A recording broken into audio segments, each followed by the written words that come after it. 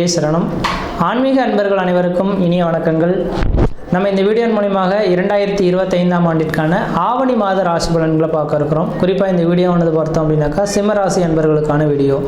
இந்த சிம்மராசி அன்பர்களுக்கு ஆவணி மாத கிரகநிலை ஆரம்பித்து உங்களுடைய ராசிநாதன் உங்கள் ராசியிலேயே ஆட்சி பலம் பெறக்கூடிய அமைப்புகளில் இந்த மாதம் உருவாகுதுங்க.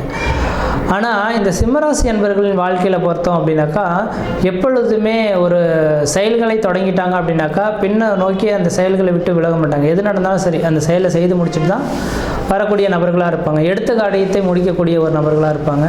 யாருக்கும் அடிபணிந்து போகாத நபர்களாக இருப்பாங்க. நீதி நேர்மைக்கு கட்டுப்பட்டவங்களாக இருப்பாங்க. தப்பு செஞ்சவங்களுக்கு தண்டனை கொடுக்கக்கூடிய ஒரு மனிதர்களாக இருந்துட்டு இருப்பாங்க. தன் தாயாக இருந்தாலும் பிள்ளையாக இருந்தாலும் ஒரு போல பாவிக்கக்கூடிய நபர்களாக இருப்பாங்க. அப்போ இந்த சூரியன் தான் இந்த உலகத்துக்கு பிரதானம் அப்படின்ற நவகிரகத்துக்கே பிரதானம் அப்படின்ற மாதிரி சூரியன் அம்சத்தில் பிறந்த இந்த சிம்மராசி அன்பர்கள் எல்லாரையும் ஒருமனையே பாதிக்கக்கூடிய அமைப்புகள் உருவாகும். ஆனால் உலக மக்களுக்கு பார்த்தீங்கன்னா இவரை பார்த்தா கொஞ்சம் எப்பொழுதுமே கோபம் நிறைந்த நபர் அப்படின்ற ஒரு பட்டத்தோடு இவங்க வாழ்கிறத பார்க்க முடியும்.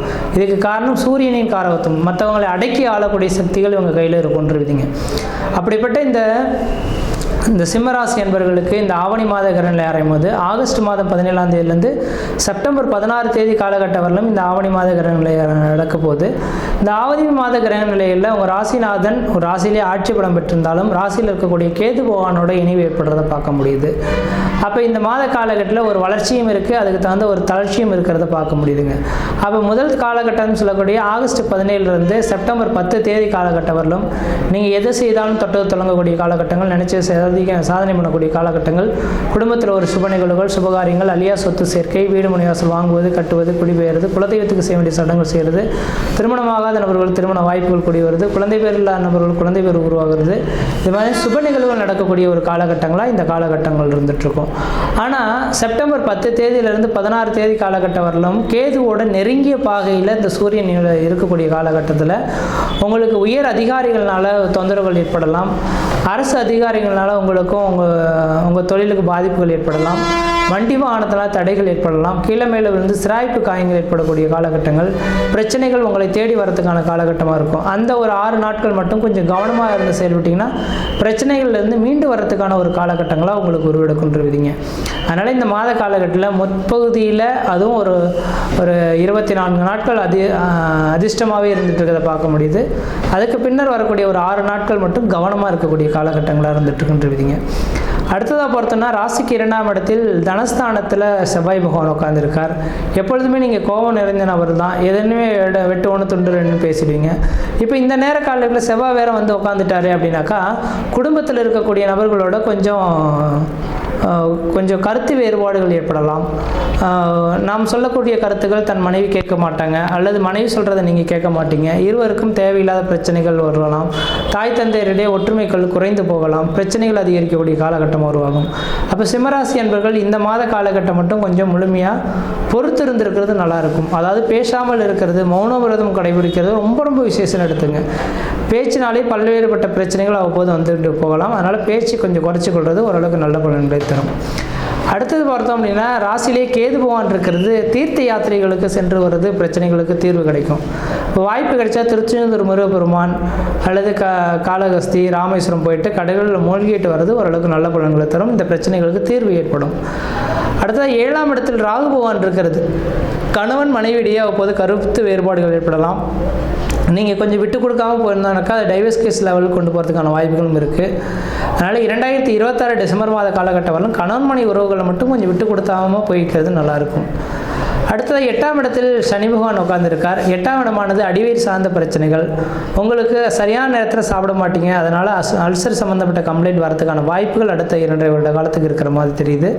கொஞ்சம் கவனமாக கரெக்டான நேரத்தில் மட்டும் சாப்பாடுகளை நீங்கள் பயன்படுத்திக்கிறது ஓரளவுக்கு நல்லாயிருக்கும்.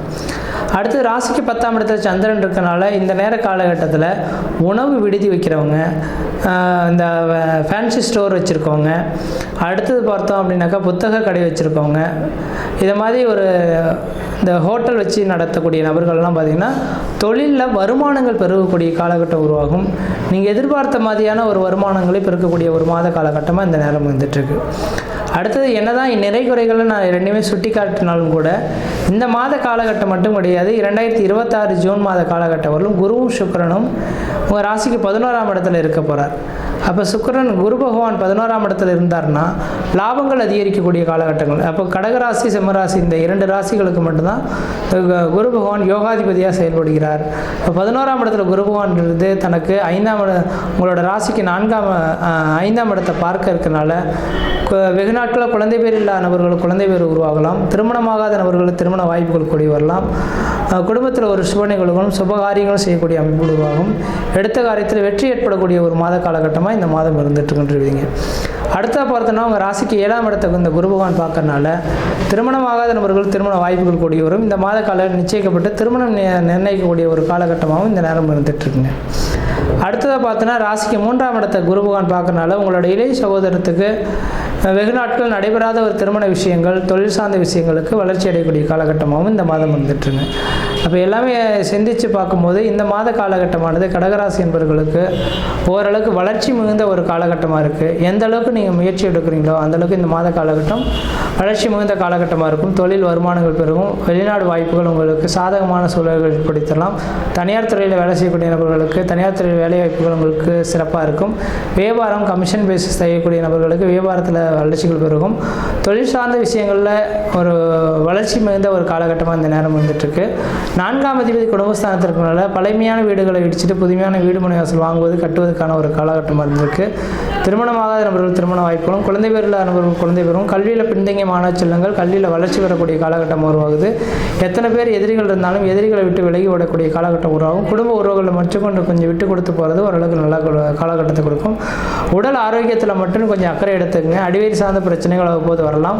உடல் ஆரோக்கியத்தை மட்டும் அக்கறை எடுத்துக்கொள்வது நல்ல பலன்கள் தருன்றீங்க. மற்ற விதத்தில் உங்களுக்கு எந்த விதத்தையும் தோஷங்கள் கிடையாது. இந்த மாத காலகட்டத்தில் நீங்கள் அதிர்ஷ்டத்தை அனுபவிக்கணாக்கா இந்த மாதத்தில் வரக்கூடிய 2 பிரதோஷ காலகட்டத்திலையும் சிவபெருமான் கோயிலில் இருக்கக்கூடிய நந்தி பகவானுக்கு 1 லிட்டர் பால் 1 முழம் முல்லைப்பூ வாங்கி கொடுத்து அர்ச்சனை செய்வது விளைவாக இந்த மாத காலகட்டத்தில் அதிர்ஷ்டத்தை அனுபவிக்கக்கூடிய ஒரு காலகட்டங்களாக உருவாகுன்றீங்க. மற்ற விதத்தில் எந்த விதத்தையும் தோஷங்கள் பாதிக்க முடியாது. சீர்னு சிறப்பமாக இருப்பீங்க. நலமாக இருப்பீங்க. நன்றி, வணக்கம்.